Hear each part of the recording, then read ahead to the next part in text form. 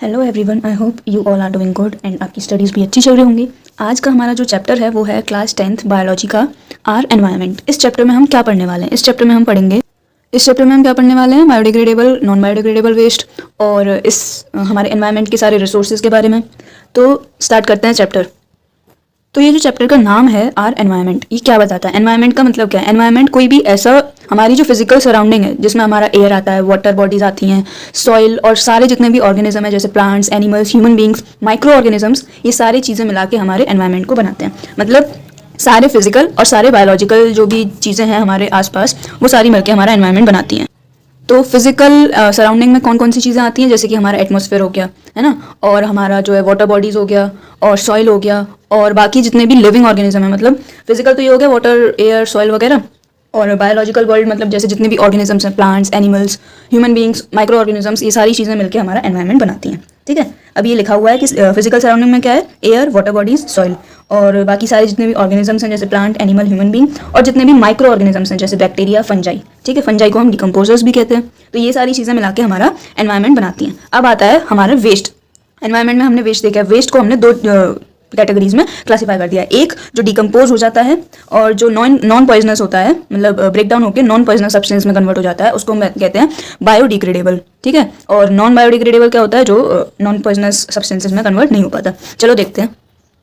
तो biodegradable waste can be broken down into non poisonous substances in nature by the action of micro organisms. मतलब हमारे nature में micro organisms के action की वजह से जो चीज़ें नॉन पॉइजनस सब्सटेंसेस में ब्रेक डाउन हो जाएं, उनको हम कहते हैं बायोडिग्रेडेबल वेस्ट। ठीक है, और नॉन बायोडिग्रेडेबल वेस्ट जो ब्रेक डाउन ना हो पाए, जैसे कि DDT, plastic, ball point pen refill और glass object, iron nail, radio active waste, ये सारी चीज़ें जो होती हैं वो आती हैं नॉन बायोडिग्रेडेबल में। मतलब वो डिकम्पोज नहीं हो पाती, वो break down into non poisonous substance नहीं हो पाता। इसीलिए हम नॉन बायोडिग्रेडेबल वेस्ट को कहते हैं major pollutant of environment. Majorly pollution non biodegradable waste से होता है।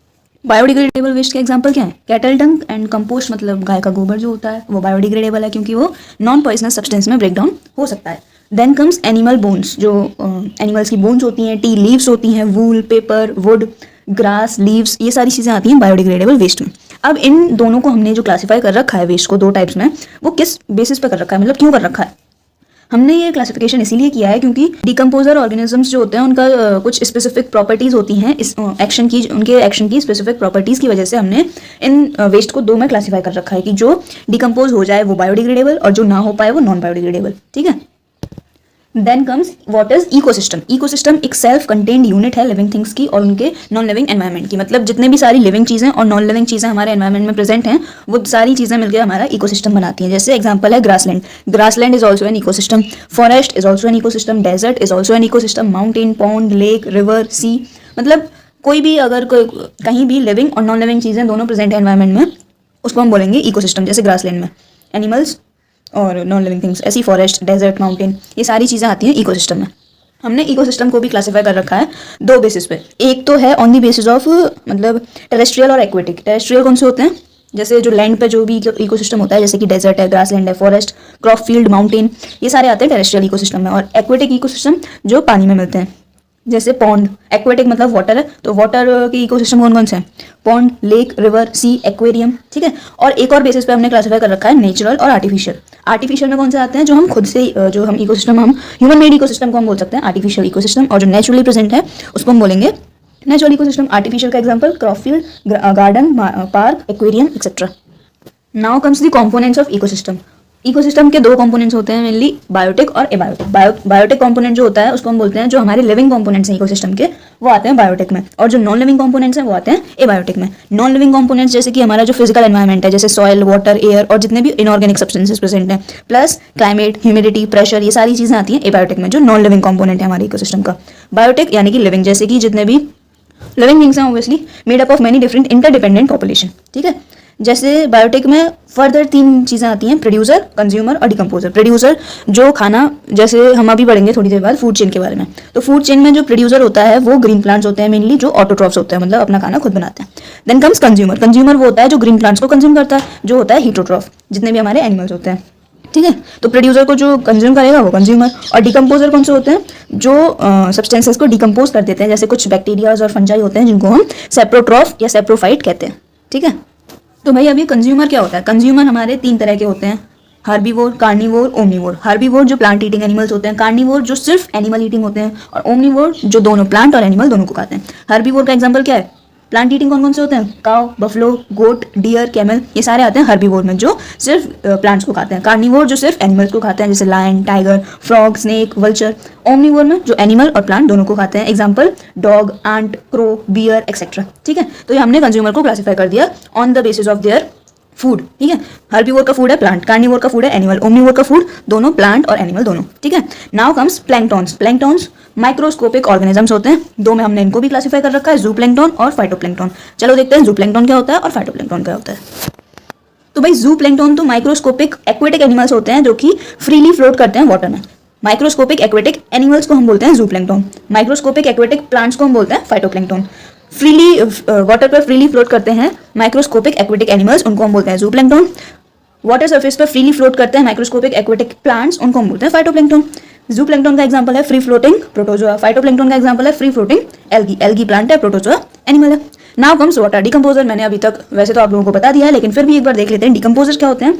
माइक्रो कंज्यूमर या सेप्रोट्रॉफ्स जिन्हें हम बोलते हैं। अभी होता क्या है, ये कुछ माइक्रो ऑर्गेनिजम्स होते हैं जो कि कॉम्प्लेक्स ऑर्गेनिक कंपाउंड को ब्रेक डाउन करते हैं into simpler one. Microscopic microorganisms which break down the complex organic compound present in dead organism like dead plant and dead animal।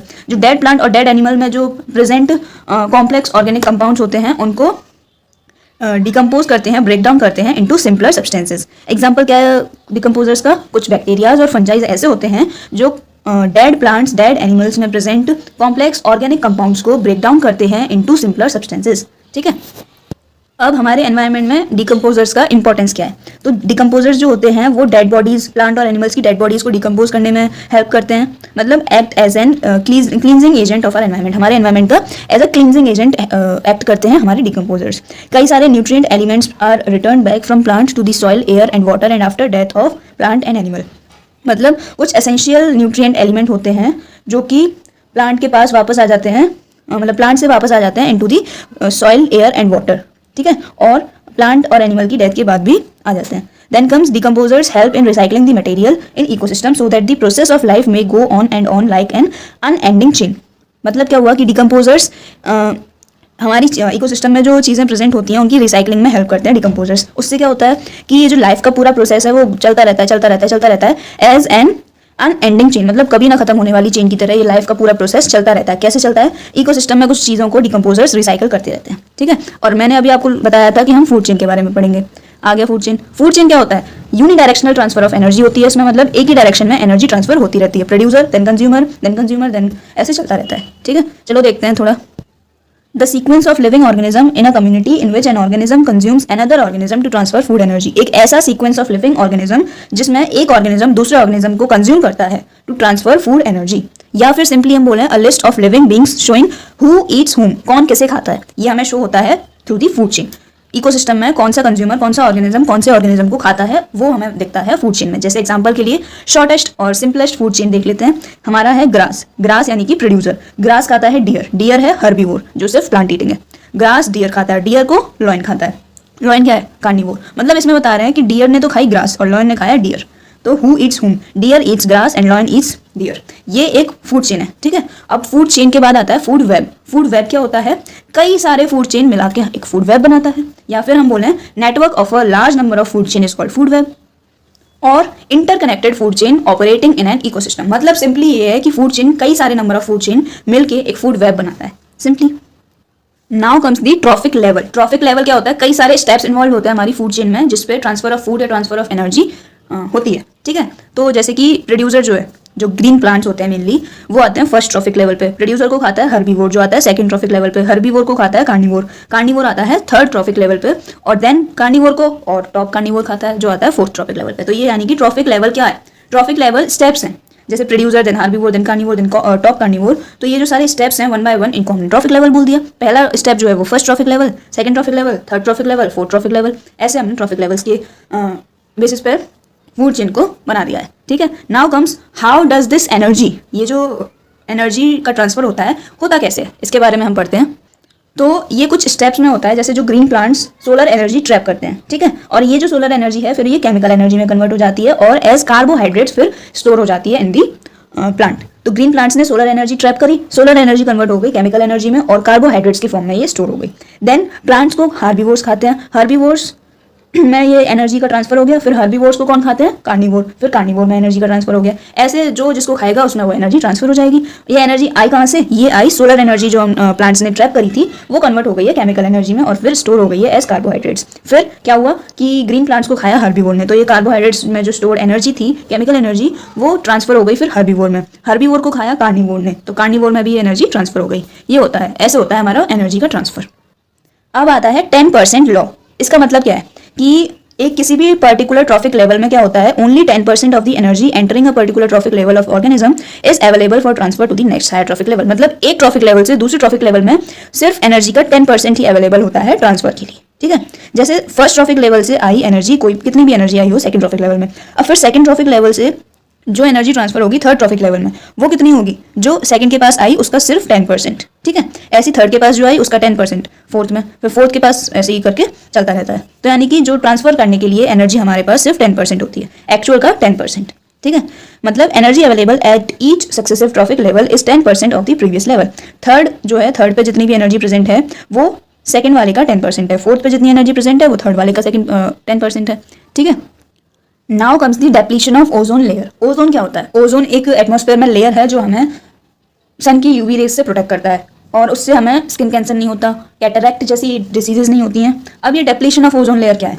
तो कई सारे केमिकल्स के यूज़ की वजह से, उन केमिकल्स को हम जो फ्लोरोकार्बन जो होते हैं कुछ केमिकल्स, उनके यूज़ की वजह से ओजोन गैस के साथ वो रिएक्ट कर जाते हैं। मतलब सिंपली ये है कि कुछ केमिकल्स प्रेजेंट होते हैं जिनको हम क्लोरोफ्लोरोकार्बन्स बोलते हैं। अब हम इनको यूज़ करते हैं तो ये क्या करते हैं कि ये ओजोन गैस के साथ रिएक्ट करके उसको डिस्ट्रॉय करने लग जाते हैं, जिससे ओजोन लेयर का डिप्लीशन हो जाता है, ठीक है। ये simply depletion of ozone layer है कि कुछ केमिकल्स हैं जिनको हम क्लोरोफ्लोरोकार्बन्स बोलते हैं, they react with ozone gas present in the ozone layer and destroy it gradually, ठीक है। अब ये जो हमने पढ़ा था वेस्ट दो तरह का होता है, मतलब बायोडिग्रेडेबल, नॉन बायोडिग्रेडेबल। तो ऐसे ही ये जो गार्बेज, वेस्ट अलग है, गार्बेज अलग है। गार्बेज मेनली आता है सिर्फ हाउस होल्ड वेस्ट, ठीक है। जो हाउस होल्ड वेस्ट है उसको हम मैनेज कैसे कर सकते हैं? कई सारे मेथड्स कई सारे मेथड्स हम यूज़ करते हैं to manage the household waste. तो कौन कौन से स्टेप्स हैं, चलो देखते हैं।